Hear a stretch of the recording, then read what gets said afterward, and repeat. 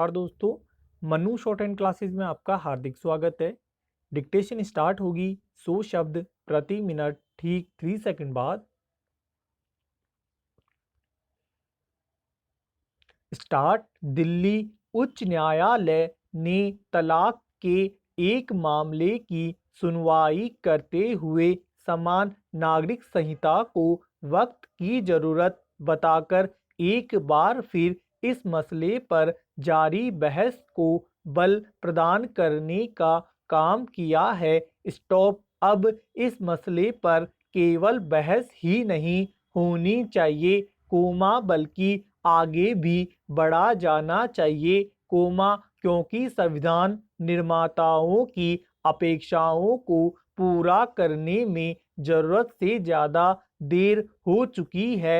Stop. समान नागरिक संहिता का निर्माण करने की दिशा में केवल इसलिए आगे नहीं बढ़ा जाना चाहिए कि संविधान निर्माताओं ने ऐसी अपेक्षा की थी बल्कि इसलिए भी बढ़ा जाना चाहिए क्योंकि इससे कई समस्याओं का निराकरण होगा और हमारा समाज अधिक समरस एवं एकजुट दिखेगा।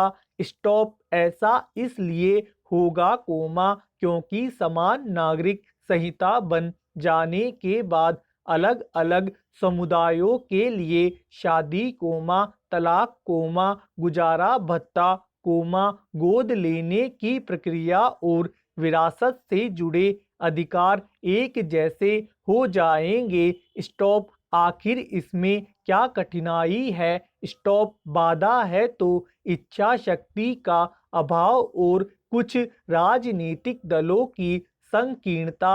स्टॉप। पैरा। यह समझ आता है कि संविधान लागू होने के तत्काल बाद का वक्त समान नागरिक संहिता के निर्माण के लिए अनुकूल न रहा हो लेकिन बीते 7 दशकों में बहुत कुछ बदल चुका है और अब भारतीय समाज इस संहिता में ढलने के लिए तैयार है। स्टॉप।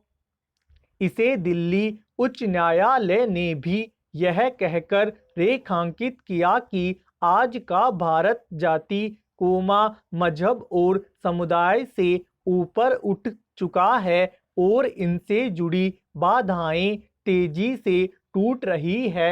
स्टॉप। उसने यह भी पाया कि तेजी से हो रहे इस परिवर्तन के कारण अंतरधार्मिक और अंतरजातीय विवाह में समस्या आ रही है। स्टॉप। वास्तव में बात केवल इतनी ही नहीं है। स्टॉप। बात यह भी है कि कुछ समुदायों के विवाह तलाक गोद लेने के मामलों में पर्सनल लॉ लागू होने के कारण महिलाओं और बच्चों के अधिकारों की अनदेखी हो रही है। स्टॉप। बेहतर होगा कि केंद्रीय सत्ता दिल्ली उच्च न्यायालय के विचारों को गंभीरता से ले और समान नागरिक संहिता पर सार्थक बहस के लिए इस संहिता का कोई मसौदा तैयार करे। स्टॉप। यह काम इसलिए भी होना चाहिए क्योंकि समय समय पर सुप्रीम कोर्ट को भी समान नागरिक संहिता की जरूरत जता चुका है। स्टॉप। एक तथ्य यह भी है कि गोवा में समान नागरिक संहिता लागू है और इस राज्य के किसी भी समुदाय ने शायद ही कभी यह कहा हो कि उसे इस संहिता से समस्या आ रही है। स्टॉप। आखिर जो काम गोवा में हो सकता है वह शेष देश में क्यों नहीं हो सकता? स्टॉप। यह वह सवाल है जिस पर उन लोगों को जवाब देना चाहिए जो संकीर्ण राजनीतिक कारणों से समान नागरिक संहिता के खिलाफ खड़े रहते हैं। स्टॉप। पैरा।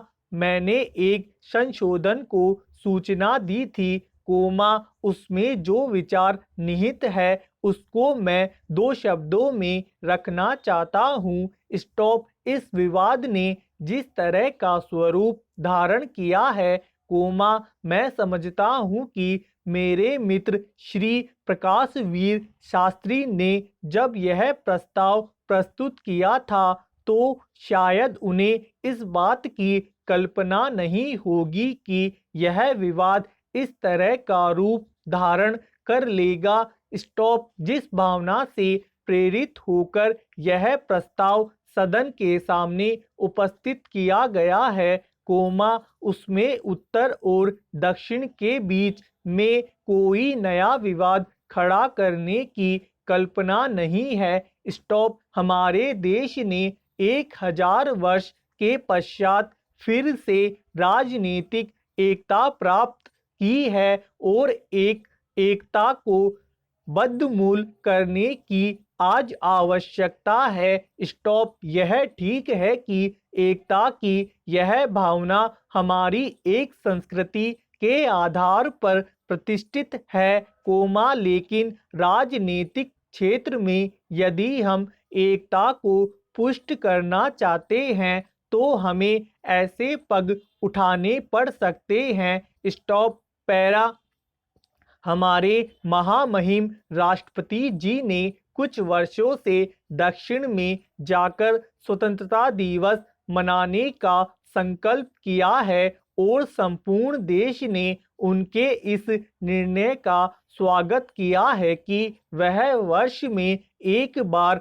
नई दिल्ली से बाहर जाएं, किसी दूसरे प्रदेश में, और वहां की जनता को भी उनके प्रत्यक्ष संपर्क में आकर इस बात का अनुभव हो कि वस्तुतः हमारी जो एकता है वह स्थायी एकता है, व्यवहार एकता है, जो कि क्षण प्रति क्षण हमारे अनुभव में आती है। स्टॉप पैरा मैं समझता हूँ, लोकसभा के अधिवेशन को दिल्ली से बाहर रखने के पीछे भी यही भावना है। स्टॉप प्रश्न राजधानी को बदलने का नहीं है। स्टॉप राजधानी तो दिल्ली ही रहेगी। स्टॉप यही पर वह किल्ली गाड़ी गई थी जो ढिल्ली हो गई, इसलिए यह दिल्ली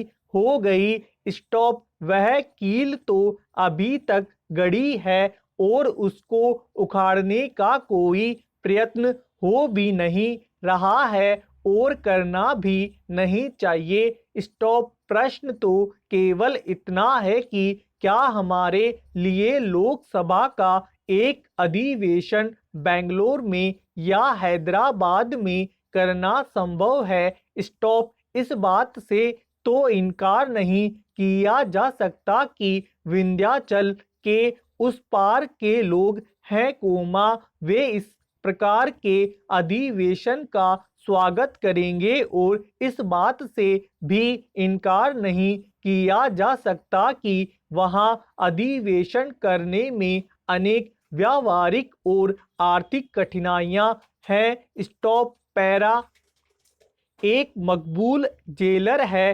जो फांसी देने की प्रक्रिया को बेहद संभाल कर अंजाम देने में माहिर माने जाते हैं। स्टॉप जिसे कहते हैं जान लेने की प्रक्रिया। स्टॉप वे इसे पूरा करते समय बेहद शांत बने रहते हैं। स्टॉप फांसी के समय के होते ही हाथ से इशारा करते हैं और जल्लाद लीवर खींचता है। स्टॉप फिर सब शांत। स्टॉप पैरा जेलर को पदोन्नत करके सेंट्रल जेल भेजा जाता है, जहां 5 कैदी फांसी का इंतजार कर रहे हैं। स्टॉप फांसी दिए जाने की सबसे पहले जिसकी बारी है वो बागी कैदी असल में जेलर का अपना बेटा है। स्टॉप एक दिन घर से चले गए बेटे को इस तरह पाकर जेलर कर्तव्य और स्नेह के बीच उलझता है। स्टॉप बेटे ने बताया कि उसके हाथों जिसका कत्ल हुआ, वो उसकी जान लेना चाहता था। कोमा आत्मरक्षा में हुआ कत्ल। स्टॉप समाप्त। दोस्तों लाइक और शेयर जरूर करें। धन्यवाद।